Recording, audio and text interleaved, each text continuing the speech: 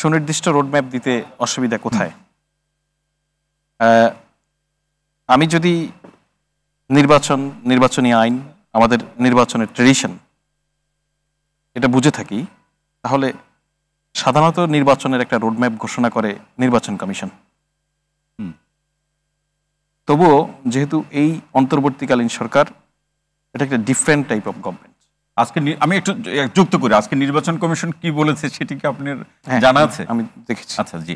তো এখন আপনি যদি ওই আলোচনায় যান লিগ্যাল ফ্রেমওয়ার্কের জায়গা থেকে বা আমাদের নির্বাচনের ট্রেডিশন থেকেও, তাহলে বেসিক্যালি ওই নির্বাচনের রোডম্যাপটা ঘোষণা করার দায়িত্ব নির্বাচন কমিশনের, যেটা আপনি আজকে এখন রেফারেন্সে বলছেন যে নির্বাচন, ওনারা এমন কিন্তু তার তো একটা নির্দেশ লাগবে ভাই। শেষ করি আমি। তো সেটা একটা, আর আমি যেটা বলছি এটা একটা বিশেষ সরকার, বিশেষ ধরনের সরকার, বিশেষ বাস্তবতা একটি সরকার। সেই বাস্তবতায় প্রধান উপদেষ্টার কাছে চাইতেও পারেন, উনি দিতেও হতে পারেন।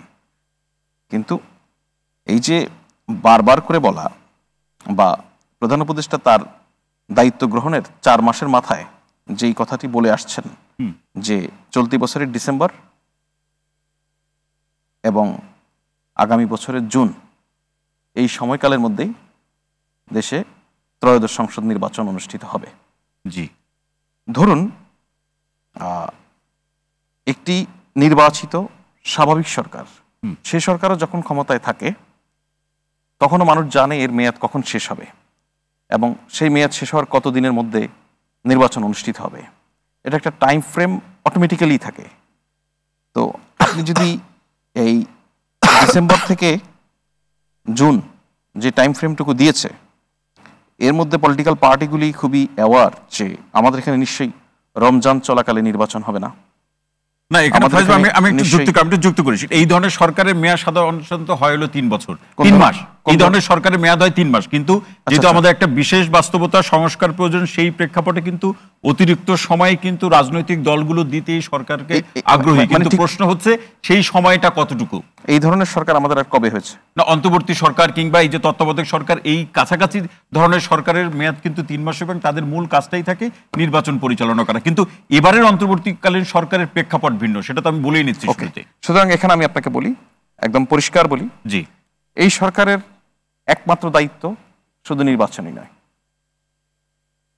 এই সরকারের দায়িত্বের মধ্যে যেমন যারা জুলাই আগস্টে ভয়াবহ হত্যাযজ্ঞ চালিয়েছে, সেই হত্যাযজ্ঞের সঙ্গে যারা জড়িত তাদের বিচার, এই সরকারের দায়িত্ব নির্বাচন, এই সরকারের দায়িত্ব জুলাই আগস্টে এদেশের ছাত্র শ্রমিক জনতা দেয়ালে যে সংস্কারের কথা লিখে দিয়েছে সেই সংস্কারের বাস্তবায়ন করা। জি, এখন একটাও হয়েছে? সেই জায়গায় অনেকগুলি হয়েছে, একটাও না, অনেকগুলি হয়েছে।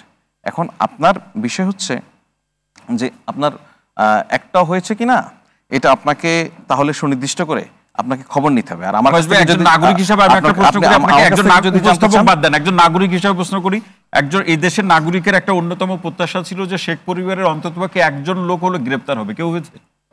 এরা দেশের বাইরে গেল কিভাবে?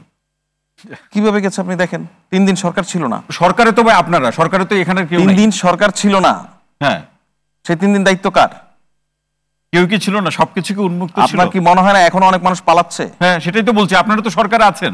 এই সরকারটা তো এমন একভাবে এসেছে যে সরকার আসার পরে তার কমপ্লিট একটা police setup, complete administration is একটা গুড অ্যাডমিনিস্ট্রেশন, হেলদি অ্যাডমিনিস্ট্রেশন।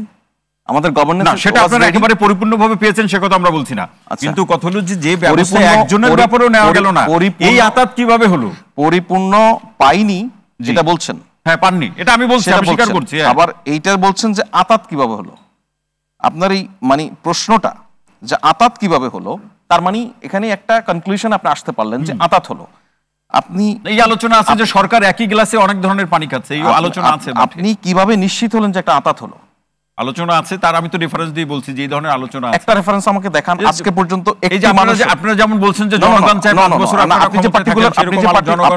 আপনি যে পার্টিকুলার প্রশ্নটি করেছেন যে এই আতাত কিভাবে হলো, আপনি আমাকে একজন পলিটিশিয়ানও, বাংলাদেশে এক্সিস্টিং যত পলিটিক্যাল পার্টি আছে, জি, এর মধ্যে কোন একটি পার্টিও কি এই অভিযোগ করেছে সরকার আতাত করেছে? এখন পর্যন্ত আমার চোখে পড়েনি। আমি নিশ্চিত করে বলতে পারি এখানে আমরা যারা উপস্থিত আছেন, যে দর্শকরা দেখছেন, তাদেরও চোখে পড়েনি। এটা আমি আপনার কাছে প্রথম শুনলাম। সুতরাং এই আতাতের প্রশ্নটি এই পর্যায়ে আমি যে বিবেচনায় করেন, পরবর্তী পর্যায়ে আতাত সংক্রান্ত আপনার কাছে প্রশ্ন লিখে রাখছি, কারণ এই প্রথম পর্যায়ে খুব একটা বেশি সময় পাবো আচ্ছা না, তবে আনন্দবাজারের রিপোর্টের উদাহরণটা বা রেফারেন্সটা আনন্দবাজার আপনার রেফারেন্স হবে না, আনন্দবাজার ইন্ডিয়ান মিডিয়া খবর প্রকাশ হয়েছে সেটা আপনাকে আমি জানিয়ে রাখলাম, আপনি জানেন কিনা আমি জানি না, আপনাকে জানিয়ে রাখলাম। ওকে, হোয়াটএভার, বা আমি জানি না আনন্দবাজারে খবর প্রকাশ হয়েছে, আচ্ছা আমরা এখানে নিশ্চয়ই যারা আছে অনেকেই সেটা আতাত হয়েছে, এটা আপনি আমাকে দেখাবেন, অসুবিধা নেই। আর সরকারের অনেকের বক্তব্যের মধ্য দিয়ে, যেমন হেলাল ভাই বলছিলেন যে স্বরাষ্ট্র উপদেষ্টা ঘোষণাই দিল এই সরকারের মেয়াদ 5 বছর দরকার, স্বরাষ্ট্র উপদেষ্টা এরকম ঘোষণা দিয়েছিল। আচ্ছা, এখন কথা হচ্ছে স্বরাষ্ট্র উপদেষ্টা কি বলেছে, আপনি কি পুরো বক্তব্যটা শুনেছেন? স্বরাষ্ট্র উপদেষ্টারে যখন সাংবাদিকরা প্রশ্ন করেছে যে আইন শৃঙ্খলা পরিস্থিতির অবস্থার কি অবস্থা, উনি বললেন যে উন্নত হয়েছে। তখন বললো যে উন্নত হয়েছে, ওনারা বললেন অবনতি হয়েছে, স্বরাষ্ট্র উপদেষ্টা বললেন আমি তো দেখি উন্নত হয়েছে, মানুষ তো বলে যে আপনারা 5 বছর থাকেন। হ্যাঁ, আর সেই জিনিসটাই পাল্টে আসলো, উনি ঘোষণা দিয়েছেন এই সরকারের 5 বছর থাকা দরকার। সুতরাং আমি আপনাকে এখানে বলি, পলিটিক্যাল পার্টিগুলি যদি স্টেটমেন্টকে পরিষ্কারভাবে বুঝতে না পারে, বা গণমাধ্যম যদি স্টেটমেন্টকে বিকৃত করে উপস্থাপন করে, এর ফলে এক ধরনের কনফিউশন তৈরি হয়, তখন আপনার শিরোনামে চলে আসে সেই বিভ্রান্তি দূর করার দায়িত্ব কিন্তু প্রেস উইং যারা আছেন আপনাদের। এই বিভ্রান্তি স্বরাষ্ট্র উপদেষ্টা নিজেই দূর করেছেন, উনি বলেছেন যে উনি কি বলেছেন, তিনি তো দূর করতে করতে এদিকে আমরা বহুদূরে চলে গেছি। এক্স্যাক্টলি, তখনই আপনার শিরোনামে আসে সংশয়। জি, তো সুতরাং আমি এখানে আপনাকে শেষ করে দেই। সুতরাং আলোচনাটা যেখানে হয়েছে, রোডম্যাপ বলেন, ঘোষণা বলেন, একেবারে পরিষ্কার, ডিসেম্বর থেকে জুনের মধ্যে নির্বাচন হবে, এর কোনো ব্যত্যয় ঘটবে না, এই বিষয়টা পলিটিক্যাল পার্টিগুলিও পরিষ্কার, এবং তাদের মধ্যে কোনো, আপনি বলছেন এটা বিএনপি জানে? হ্যাঁ, ডেফিনেটলি জানে, অফকোর্স। আমি তো পলিটিক্যাল পার্টি এই কথা বললো কেন সেটা তাদেরকে জিজ্ঞেস করি। এটা বলেননি ডিসেম্বর থেকে জুন মাসের মধ্যে কিভাবে নির্বাচনটা করবেন।